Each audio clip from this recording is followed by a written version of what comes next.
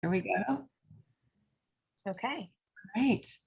Welcome to this episode of the Transform Teacher podcast, which is also being streamed live on Facebook.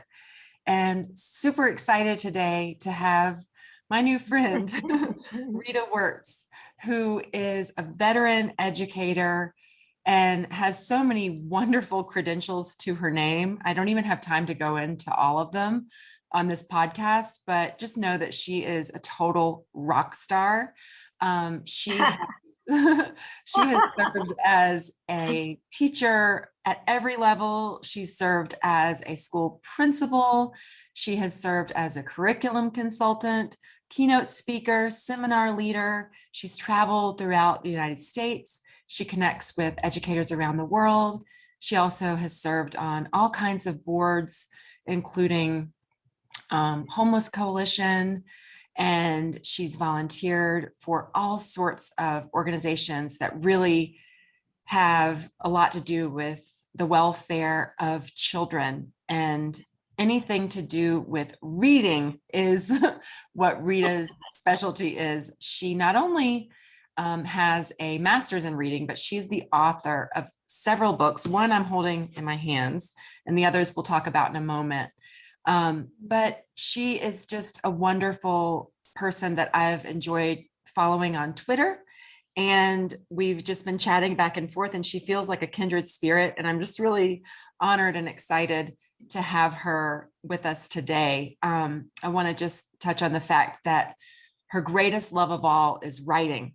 And since we are both educators and we are both writers and we both have books, I just feel like that's another way that we are kindred spirits, that we love the written word. And that's why I'm really enjoying Rita's book called Reading Champs, Teaching Reading Made Easy, because I have a kindergartner, Oscar, who is just learning to read, and he's learning to sound out where he's like looking at every word that he sees and looking through that book of just easy strategies. His teacher is doing an amazing job, of course, but I'm just really enjoying that. And then Rita's also written this book, Stories from a Teacher's Heart, Memories of Love, Life, and Family. She's also got a new book coming out. She's got a book that just came out in March called Reading Champions. So I have so many more things that I could say about Rita, but just for the sake of time, welcome, Rita. Thank you for being here. So happy you're here with us. Well, thank you. And I'm so honored to be here. You're making me almost get teary. Isn't it all that? Did I really do all that? Yeah, you've used your time on this earth, and you're continuing to use it. There's so much more to come. So that's what's exciting. So with all your 50 years as an educator, Rita, really? yeah, isn't that wild? Tell us how you define the word educator. And we were talking before the podcast about how this time and this era that we are living through is unlike anything you've ever seen. So how do you define the word educator? Wow. Right now, everybody's an educator. My only issue is, what are they all educating? We're seeing some behaviors that are not all conducive to the welfare of children right now. I wish that decision makers would not just make decisions, but go into classrooms just one day, and then we'd have a better idea of what needs to happen for schools and kids. To me, an educator is one who educates. And I'm not going to get into the root of that word, but my belief is that we are all in this together, and it's imperative right now that we have a seamless transition between schoolhouse and home, whatever that may look like. We don't even know where all the kids are right now. We don't even know who is educating them. Are they in pods? Are they face to face? There's not much hybrid right now. It's mostly face to face. But to me, an educator is one who educates. The issue remains, what are they educating, or what are we educating? What should and could learning look like, if not the way it looks right now? Boom, mic drop. Yeah, you made me just wake up. Like I felt that in my soul. Like I felt a little current ripple right then. I would have said more. because I'm so into what is happening now for our teachers and all of the staff. They're all educators. Everybody's an educator. The bus driver, the person in the cafeteria, the person walking kids around the street. They're all educating. And it's what we educate that matters. Yeah, exactly.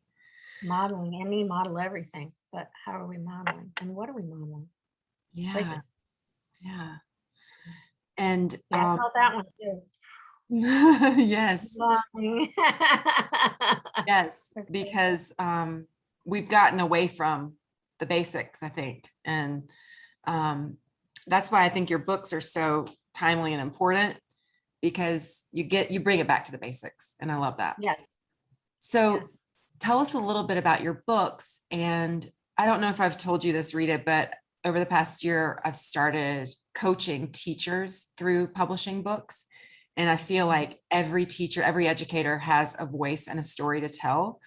And I would love to hear from you about your wisdom and experience around how you went from like the blank page to this book that I'm holding in my hands all the way across the miles, like such a miracle that this is here. And I'm going to savor this book. Like, I can't wait to just dive in.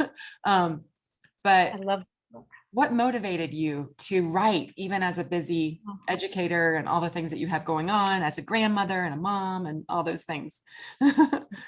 Wow, where to start? I always wanted to be a teacher. We'll start there. I started dragging kids off the street when I was 6 and we were playing school. No one else knows this, but we had a teacher that lived with us. She was a 2nd grade teacher and she lost her husband, and my parents took her in. So I was coached and tutored, and I was reading extremely young. By 13, I was going with my mother to adult ed classes, and she was teaching reading. So I started volunteering from then on, that young, in reading. I went on to write, but at that time, women were either, I'm sorry, this sounds stereotypical, but it's pretty accurate. Women were nurses or they were teachers. And when I said to my folks, I think I want to be a writer, they looked at me and they're like, Rita, what are you talking about? How will you live like that? How would you make a living at that? And so I became a high school English teacher. So that worked for me because I got to do a lot of writing, and it was extraordinary. Now, I wasn't writing at that point for others. I was writing for myself. But while I was a school principal, the school was real work, let's put it like that. And we turned it around. We turned it to literally called a turnaround school. And we have visitors from around the country and around the world visiting, literally, researchers from England in particular. So I started writing then, keeping track, and we were writing grants, that sort of thing. But after being a principal, when I opened my own business, I wanted to go back and teach with teachers. So that's what I did. Part of the time I was teaching in classrooms with teachers. Part of the time I was keynoting. Part of the time I was teaching university reading and credential courses. And then I was writing like mad. And so I would get to the hotel and I had napkins I was scribbling on what a teacher had said that day, or it might have been on just a note, just scribbles here and there. And all of a sudden, before I knew it, it ended up into a book. All my notes became, the first original book was called Reading Champions, Teaching Reading Made Easy. This was in 2002. Now, along with that, I was working with ASCD, the curriculum group in California, and San Diego County Office of Education. They ended up filming me teaching cold classes, walking in and teaching the reading skills that I knew that were needed. And so we started writing about that, and it ended up videos and guides, the master book that I just showed you from O2. So then that sat and percolated while I was out there keynoting all over the country and then in classrooms. I don't think anybody has the capability to stand up and do a good keynote if you couldn't go teach a class yourself. And while I was a principal, I taught classes with the teachers all the time. I believed in co-teaching, and I hung out in the classrooms. So that's where we got started. And then I put out almost a book a year. After that, they're all out of print, and seminar books. And each of these books was inspired by something that had occurred in my life. It was either a teacher that I stayed with to practice my Spanish, or taking on situations going in classes that people didn't think anybody could walk into and actually walk up, read the room, and teach and survive. So I decided then and there I would self-publish my books. I wouldn't monkey with anybody else. And I was going to put out practical things that you didn't have to read. I've never written a single book that anyone should read cover to cover. You don't have time. So what I do is we skim and we dip into my books. So one thing led to another. One book came out, and then another book, and then another book, just about every year. Seminar books and articles, etc. I was just writing like crazy. So the fun book that happened next was in 2014, Reading Champs. People get confused between Reading Champs and Reading Champions, but this was just a phenomenal book that's a sleeper. It's still on Amazon from 14. And this is lesson by lesson, the basic skills that people need to know to coach others to read. I was working also volunteering with homeschool groups in Northern California during that time, and parent groups. So this book was originally intended for parents and families to teach their kids how to read. Fabulous sleeper. Well, along the way, gosh darn, my husband decided to die too early for me. And so I had put the book aside for a while, the Reading Champs. And after I was able to finish it, I finally decided that I would leave a historic property in Northern California on the way to Lake Tahoe. And I would move to Eugene, Oregon, where my kids were. I had 4 kids, Steps and ours. They're all mine, but the one that was ours lived here. It was a very big challenge and a transition. So that's when I decided to write stories. This was intended as a memoir, not about my whole life, but a period in time where I transitioned from being a widow, living in the middle of nowhere on a historic property that Mark Twain had stayed in and Bret Harte. And so there were stories. Along the way, I became a featured blogger for BAM Internet Radio. I now have, I think, 154 blogs up there. So these were really great to me. When I blog, it's much easier than writing a book because I get a start and I get a finish. And once I start writing, I might write for 2 or 4 hours. I might write all day or 2 days and pick it up and put it down. But I get a finished product from a blog and I can see how it went. With a book, you wait. So after the memoir, I did the book signing for it, and then boom, pandemic hit. So I didn't mean to slap the table. And so I'm like, well, this is really a great book. And I had tremendous response from Kirkus Reviews and others that had the book in their hands. And in March of this year, I got notified that Kirkus put this book in their special edition catalog of change makers, and it was very well regarded and received. So I'm like, most people don't know this book exists, but I pick it up and I inspire myself all the time. Good. So that led to the next book because I was stuck in the pandemic. What was I going to do? I couldn't blog all the time. So then I decided to take one book, and that was the O2. And we have the newest book. This came out in March, and this is Reading Champions. Now, the difference of the books was this one is terrific, but it didn't have full size anything. And so when I did this, it's user friendly because it was full size pages that people could take and put up as a whiteboard or use a smart board or whatever they wanted. I would be using this book every day at any grade level, which is what I hear. The organizers are phenomenal. And then I would be sending things home to families to use right from the book. Just credit me. So it's user friendly. And that's where I am right now. Everything that I write is practical, it's user friendly. And then I move back and forth between hopefully motivating and inspiring. And then the practical part of me says, because I've been on this earth so long and I'm still here, I happen to know some things from the whole history of the reform movements and what has gone on with the reading pendulum swings all the time. We're in a new one right now. And reading programs come and go, but skills remain the same. Boom. Yes, mic drop moment. I didn't want to say more. On that. Yeah, we can talk What I offline. write, it's eternal.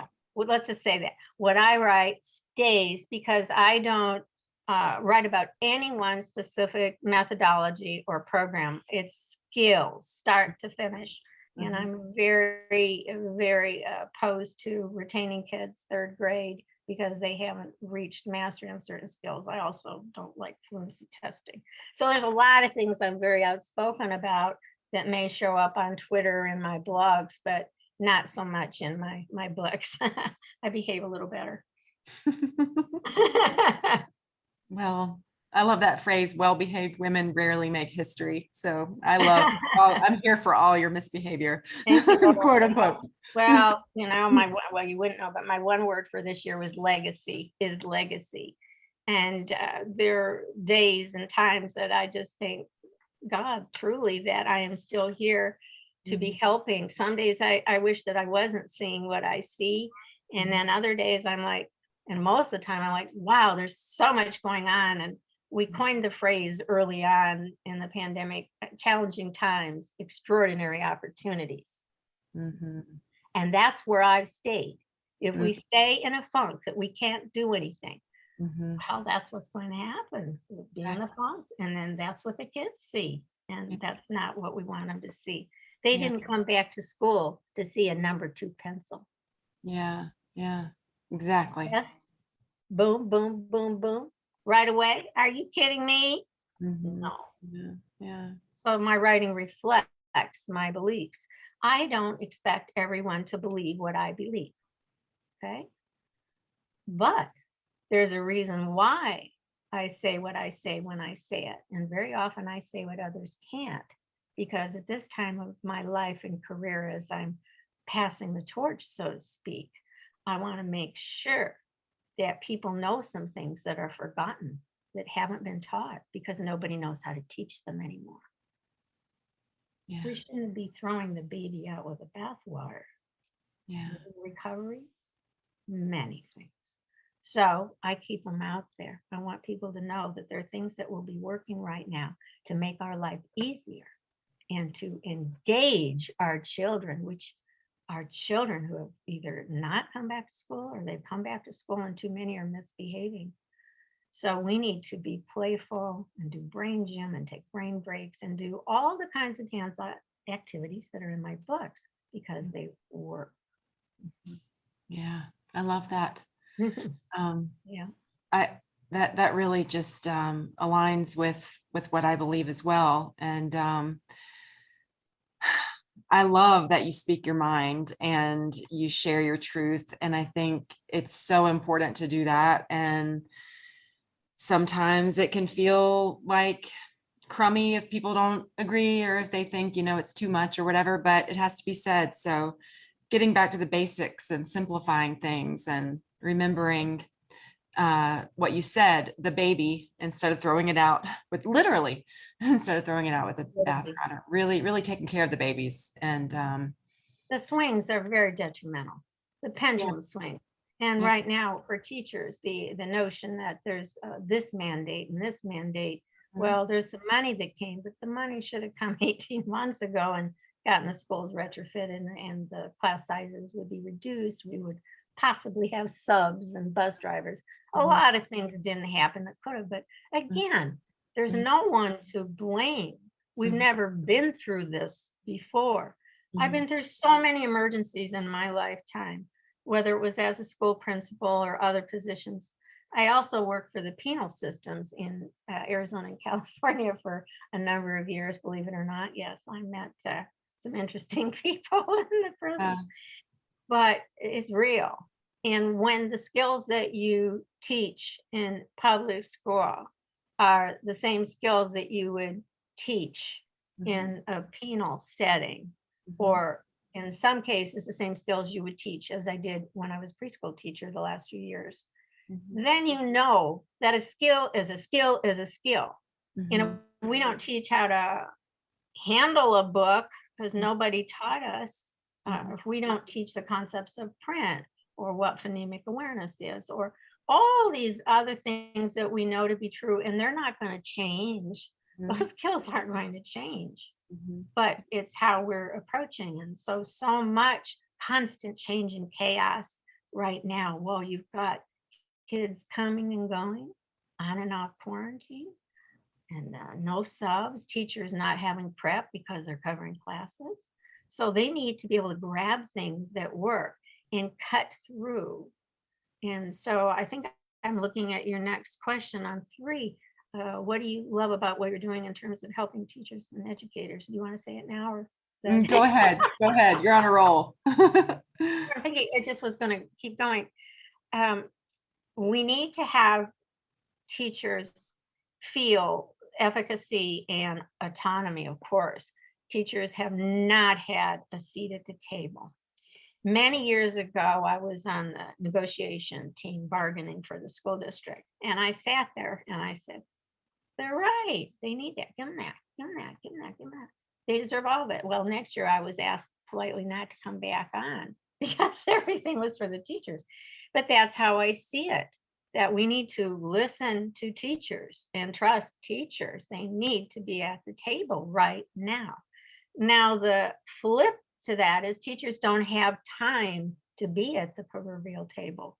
I've always advised that we go to school board meetings, for example, so that we know what's going on and they hear our voices, and we expect to invite them into our classrooms. But now you've got people yelling at school board members and school board meetings going into fracas level. So where does this all start and end right now? It has to be back in that classroom. Always we advocated to get those doors open and get teachers co-teaching and merging kids and regrouping flexibly, because there's no one group that's going to stay that way. It's different every day most of the time. But now we may have to go back and shut those doors. And I always am very reticent about that, because doors should be open. But if the teacher has to shut the door to do what he or she feels needs to be done for children, then we're in a bit of a soup pot here. Stroganoff's pot just is overflowing right now, with so many people putting pasta in that pot, but nobody's really taking care to stir it carefully and do the right things. So, how do we help right now? And that's what comes to me all the time. Huh. I think that the best thing I can do to help is keep helping the best I can, as long as I can. Mhm. Yeah, totally. I love that. Yeah. How may I help you today? Yeah, What can exactly. I do to make your day better? Yeah. Yeah. Have you Yeah. ever heard of this? Let me show you how to do it. Yeah. Let me send you a page that I think will help you. May Yeah. I send you a book? You've had a hard week. Mm-hmm. Just send me a message with your address. You need a book, Mm-hmm. but not one to read. Please just flip it open. Mm-hmm. I do a lot of that, and I hear back, I had no idea. I've already done these folds and this manipulative and this, because I teach very hands-on, Mm-hmm. very much the whole body is involved. Mm-hmm. And kids right now are not going to be able to sit in a seat. They're already falling out, but after doing Roblox and Fortnite and Minecraft, it's all dramatic play. Yeah. And then they go to school and they come in and they're being tested. Mm-hmm. School is school again, Mm-hmm. because the teachers have too much to do. Learning loss? Are you kidding me? Unfinished learning, reading, learning recovery. How can we have that if they've all been out of school at the same time? How can they all be so far behind? No child left behind, left everybody behind. Mm-hmm. Common Core, same. Yeah. Every single time from effective schools on. The innovation that really worked was during restructuring in the 90s, because the reformers ripped it apart. And that was a good thing to do. Schools needed to, they needed to be reformed from the factory model. And now we're talking about that like none of this ever happened. Of course it happened. Mhm. And it was good. The school within a school and the academies were flourishing for a number of years. And then we go, oh, that's not working. Let's go back. Well, why? So how am I helping? I'm bringing up things like, why are we lining kids up? They can walk down the hall and they line up, then they're going to be together hitting each other, and then they're going to end up in the principal's office. Why do we do that? Why do we have bells? Why do we have this rigidity? Why aren't we flexibly grouping? Why aren't we working in vertical organization if we're elementary and with some interdisciplinary work? And if it's secondary, I put everybody in houses and pods with health themes and not a free for all. It's very well intentioned, but it's a whole new way of looking at schools. But it's not new. But what we're doing isn't working right now, and something has to give. Mhm. The other day, one of our family friends, she's not burly, but she's a very strong woman, physically and mentally, right? She was teaching 7th grade science, no problem. She walked out the other day. Mm. She called and she told me that she left. She just couldn't do it anymore. And Mhm. when I read and hear teachers crying after school, Mhm. then I go, how could I not be helping? What else can I do? What can I do for you? What could I do today that would change an attitude for the better, or give someone an idea that will make a huge difference? One idea can change a life. Mhm. And that kid at the back, boy, that's my favorite kid to teach. The one Mhm. that nobody else wanted. That's the one I undoubtedly will connect with. Mhm. Me too. I once was in a classroom and there was a kid rolling on the floor the whole time I was visiting. And teacher, no problem. And I said, well, how do you do it? How do you teach? And she says, no problem. Teachers know what to do. But when you've got huge class sizes right now and too many preps without a prep, and they never got rested over the summer, people came back exhausted. And so when you read, they're crying and exhausted. Now, this is not everybody. And I Mhm. don't want to make a blanket statement today that I will be held to, that everybody's having a hard time, but too many. And for this only still being October, Mhm. I have concerns. So Mhm. how can I help? Mhm. I can help by what I'm doing right now and Mhm. continuing to put out material that's practical, ready to use, that you don't have to worry about prep. If nothing else, I'd take a whole bunch of stuff from the newest book, Reading Champions, and I just have it all set for the sub. You wouldn't have to worry. You have, Yeah. if they can get a sub in there, piece of cake, and it would be useful. I do not believe in doing anything with scrambled words, word searches, crossword puzzles, junky worksheets. I only use correct models all the time for that first imprint the brain makes. I don't do junk stuff. Mhm. So everything has to be purposeful and meaningful, whether it's project-based learning or whether it's genius projects, the things the kids want to do. I would have everything right now tying in with their interests back to Dewey. It's Maslow, then Dewey, then Bloom. You have to Mhm. meet their needs first, Mhm. then catch their interests. Mhm. And I would get rid of the whole idea of level books anyway. If they want to read it, I'll scaffold it with them. I'll make sure they can read it. So we have to capitalize on interest. So how I can help? That's one way where I say the teachers, you're doing great. Mhm. And as far as classroom libraries, hold tight to your beliefs, what's going in the classroom library as well. Mhm. Teachers need to get that love back. The NEA survey a couple months into the pandemic was that over 84%, nearly 90% love teachers and what they're doing. And then by the fall, it had switched, and the teacher was the one who was under attack, let's say. And Mhm. that's deeply concerning to me as a lifetime educator and a teacher. Mhm. So, what do we do? That's where we are right now. What do we do next? Mhm. I don't know. I have my ideas, but I don't have all the answers. So it's quite a day to be asking me, what can I do? I think that the Moroccan webinar I did was one thing that we can do. Across the world, there are teachers who have ideas to share with us, and we can co-teach with them via Zoom, and it's quite a beautiful thing. But we need to really get into what ideas are working right now. Mhm. That's where it is. Mhm. Totally. Yeah. You got my head spinning because I have a lot of thoughts, but this is your podcast interview. So we'll have to talk offline. But I want to just tell you what a role model you are to me. And I just want to. I have to excuse myself for a second. I don't know what to say. Can you hold on. Yeah. I'm so sorry. This is the first.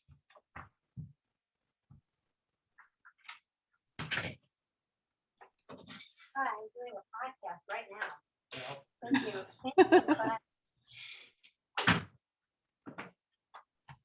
Well, we can thank UPS.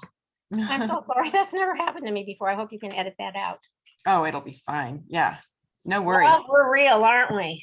Yeah. That's exactly what happens when you're in the classroom too. You go, what? I Yeah. had this all hooked up. Everything was set. Yeah. But things do happen. I even had the little dog moved out of the room. So when you're parking. Okay, so where do we leave off? You and I are fixing things, right? Well, I'm going to follow in your footsteps and see what I can do. But yeah, I have. I follow myself half the time. Say it again. I can follow myself half the time. I have small feet. Well, big heart, big heart. That's right. Big heart. Yeah. This reed pen is one of two. And when I was out and about, the kids used to see it and they thought it was diamonds, and they used to call me Mrs. Words. They couldn't say words. Have Marion finding a word. Love that. Yeah. So I always wore the reed pen. I still wear it whenever I'm on Zoom or whatever. So It's so awesome. Yeah, I think it's falling off too. Yeah. We'll fix Well, it. that's okay. You still look lovely. You You remind me a lot of my my mother-in-law. She lives in Beaufort, South Carolina. I'm going to tag her in this post to make sure she's very outspoken and class act, and she tells it like it is, and really accomplished. And I just I think she would love you. Oh, I can't wait for her to hear this. So well, anyway. I looked at the questions and I kept thinking, what do you think is with this? And you know, if we don't talk about some of the other things, then what's the point of a bland milk toast? Gee, I wrote these books. Wow. That's not who I am. I like to think that I'm the total package now, because I not only talk the walk, walk the talk, talk the walk the talk. If you do not have the capability to teach a class, you shouldn't be the one writing the curriculum for the class or determining a program or an assessment piece. Exactly. I think yeah, I agree with you. I agree with you. And the part that really made me want to not cry, but the part that was touching to me was when you said that you would regularly co-teach as a principal. Oh, yes. You would, and some of my best principals have been the ones who were in the classroom, who were like, not just like stopping in, but literally like there a lot, like really popping in, not just as a gotcha, but as a support no. teachers. Yeah. I love that. The walkthrough in itself is okay, and you leave with a note or whatever. I'm not in any way putting down, and especially right now, we put principals in a very challenging position right now, because instead of being a transforming leader, they have been pushed back into managerial situations, because when they're dealing with mandates and quarantines and family situations, everything, how in the world can instructional leadership be at the top of the list? It takes a really gifted, I don't want to say gifted, they're all gifted principals. It takes a situation where we can reevaluate how to do that. Let's put it like that. How can we make that priority work and how can teachers share leadership and be at the table and do what else they're supposed to do when they don't have time to do what they're doing now? So something's got to give if we want teachers at the table making those decisions about the curriculum, the assessment, the classroom library, and are they safe? Are they being treated well? And if this happens, what will happen? So for all these things to mix, we have to really elevate teaching as a profession. I always thought that we had hit that point until the pandemic, and now it is questionable what the teacher status is. So that's what I'm hoping for, is that we once again elevate. Yeah. Yeah, I need to just we need to talk offline because I have so many thoughts. So well, I really anyway. appreciate this.